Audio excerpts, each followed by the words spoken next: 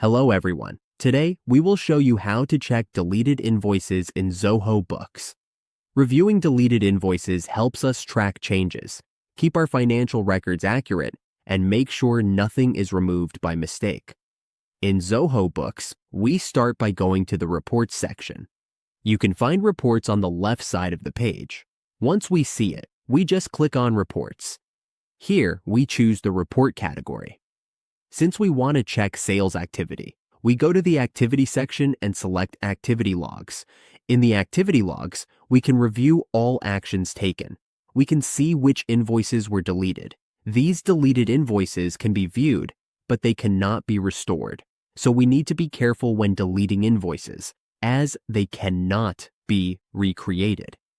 This is how we check deleted invoices in Zoho Books. We should always review the audit logs and confirm details before deleting or creating any transactions.